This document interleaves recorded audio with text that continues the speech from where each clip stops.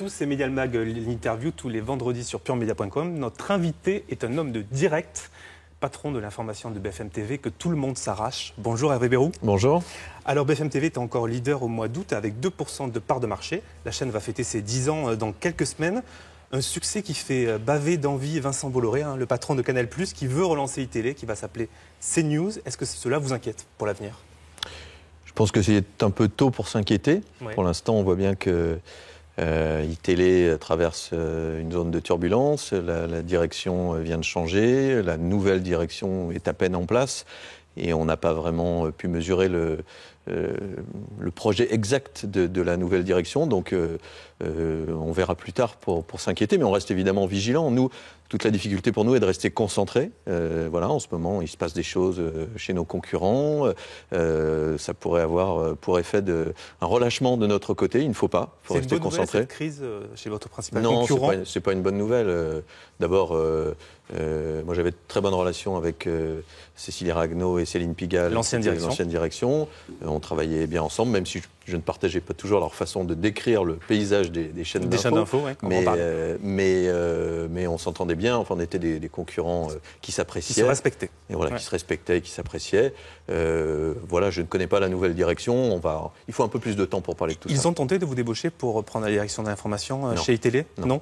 En revanche, France Télévisions a essayé de vous débaucher pour prendre la direction de l'information du gros public. Finalement, vous avez dit non. Pourquoi ?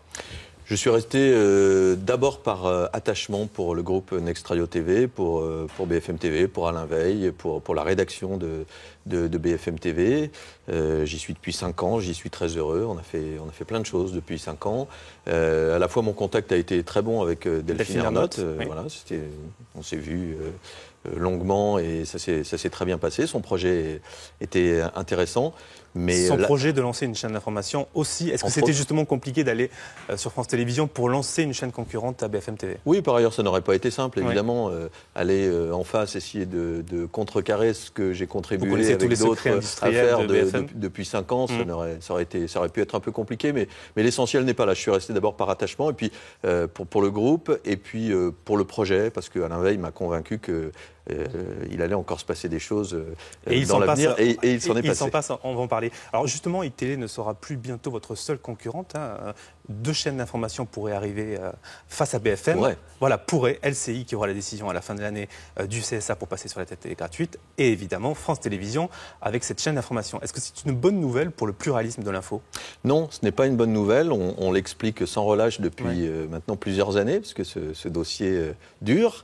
Ce n'est pas une question de concurrence. La concurrence, on l'affronte tous les jours avec iTélé d'une part, mais pas seulement. Quand TF1 fait un 13h, 20h, France 2 également, quand vous avez toute une soirée avec des paroles et des actes, c'est de l'information, c'est donc de la concurrence pour nous. Il ne faut pas réduire la concurrence de l'info aux chaînes info, évidemment. Donc la concurrence, on l'affronte tous les jours, et on l'a montré depuis 10 ans sans peur, évidemment. En revanche, le marché des chaînes info n'est pas extensible à l'infini. Il y a une question essentielle qui est celle de l'audience. Les Français n'iront pas voir des chaînes info en plus et en plus et en plus indéfiniment.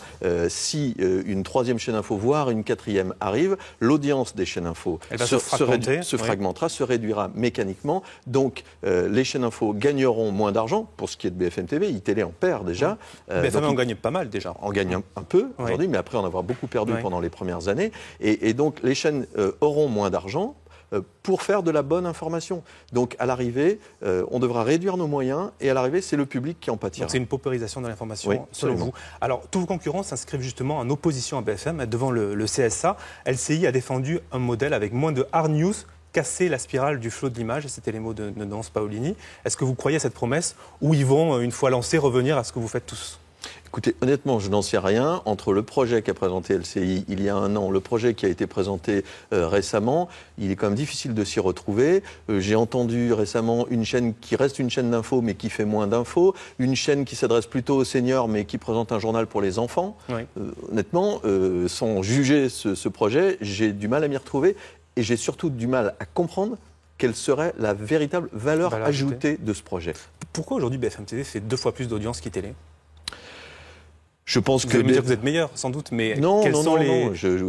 Je pense que la ligne de BFM TV a été claire dès le début, fixée par Alain Veil et Guillaume Dubois. Dès le début, elle a été très claire sur la priorité au direct. Et au fil des années, elle s'est d'ailleurs élargie. On a essayé, et on continue évidemment d'essayer d'améliorer notre antenne, mais on n'a jamais dévié de cette ligne-là très claire pour le téléspectateur. Je pense que ça n'a pas toujours été le cas pour iTélé, qui a tantôt cherché à nous copier, tantôt cherché à se distinguer et qui finalement s'est un peu perdu. On a pris dans les années 2010, 2011, 2012 une avance très importante sur iTélé qu'ils ont aujourd'hui beaucoup de mal à combler parce que nous sommes installés. Il faudrait que nous fautions gravement, que nous nous relâchions gravement, comme je disais au début, sans doute pour que iTélé puisse revenir.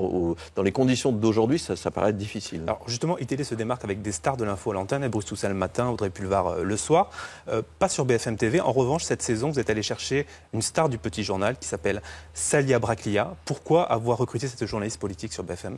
Juste un mot pour dire qu'il y a quand même des gens connus sur notre antenne. Qui sont redevenus des stars grâce à vous. Ruth Elkrief, n'a rien à envier aux gens que vous avez cités tout à l'heure. Mais c'est vrai que sur BFM TV, la star, c'est d'abord l'info, clairement. Et puis qu'on aime aussi développer des talents maison, comme Pascal de la Tour du Pin, comme Apolline de Malherbe, comme Jean-Baptiste Boursier, leur donner l'occasion de grandir dans la chaîne. Et Salia Braclia? Salia Braclia, écoutez, c'est elle qui est venue nous voir. Voilà. Elle nous a dit, moi j'ai envie de changer de crèmerie, en l'occurrence, de faire un peu autre chose. Et Salia, elle est très convaincante, elle a du talent, ça tout le monde l'a vu. Elle a su très vite me convaincre qu'elle pourrait s'intégrer complètement dans notre chaîne. C'est un visage de la diversité aussi, Salia. C'était un des arguments pour... C'est pas le premier. C'est pas le premier. Voilà. On n'engage pas les gens pour cette raison-là, comme ça a pu être écrit dans l'eBay il y a quelques semaines. Oui, dans son portrait, Voilà. Non, on engage les gens parce qu'ils ont du talent. Et puis après, évidemment, c'est très bien qu'elle puisse aussi représenter cette diversité. D'accord. Alors j'ai sélectionné pour vous une image, Hervé Bérou, qui sera diffusée dans le documentaire lundi soir d'Yves Geland sur France 3, qui s'appelle Élysée, un temps de président. On la regarde ensemble et on en parle après. Il a 37 ans. 37 ? Ouais. 36, il va avoir 37. Et le plus important, le président qui le dit, il a toute la confiance du président. Il a toute la confiance du président. C'est le plus important. Le plus important, et François Hollande lui-même insiste sur ce point, il a toute la confiance du président de la République. Alors Hervé Bérou, on voit Gaspard Ganzer, qui est le responsable de la com de François Hollande, faire la dictée aux journalistes, qui répètent aussitôt les éléments de langage qui lui sont donnés.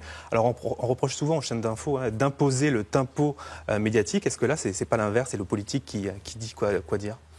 Si Gaspard Ganzer vient rapporter la parole du président de la République, c'est normal de la relayer à l'antenne, qu'elle soit relayée. Après, il faut la relayer. Là, c'est un extrait, qui peut être, je pense, trompeur. Évidemment, nos journalistes vont chercher l'information auprès des représentants de l'Élysée, des proches de François Hollande. Mais évidemment, après, il y a eux de prendre du recul, de savoir justement se mettre à distance de la communication. Ce n'est pas pour rien. Ça nous ramène à votre question précédente. C'est pas pour rien qu'on engage des gens comme Salia Braclia, c'est aussi pour contourner cette communication politique. Mais c'est vrai que c'est difficile et que des gens comme Gaspard Ganzer ont du talent pour le faire. Dernière question, BFM TV a un nouveau partenaire, c'est Patrick Drahi, le patron de Numéricable, qui a fait une société commune avec Alain Veil, le patron de Next Radio. Est-ce que c'est fini l'indépendance garantie par un petit groupe? Non, je ne pense pas. En tout cas, aujourd'hui, très concrètement, Patrick Drahi, moi je ne le connais pas. Vous ne l'avez jamais rencontré, jamais eu au téléphone? Voilà, jamais eu au téléphone. On a traité récemment des dossiers comme l'affaire Michel Combes, je n'ai jamais eu. Donc vous n'avez pas d'inquiétude sur l'indépendance? Donc aujourd'hui, je n'ai aucune inquiétude. Alain Veil est là, il est bien là, et on compte bien qu'il reste avec nous. Très bien. Merci beaucoup Hervé Bérou d'avoir participé à cette interview. Comme chaque semaine, on se quitte avec un vieux générique d'émission de télé. Il faut le retrouver évidemment sur les réseaux sociaux. Dimanche, Thomas Hugues reçoit dans son émission Medial Mag Jacques Séguéla. Merci à tous et bon week-end. Merci Hervé. Très bien. C'est très vite.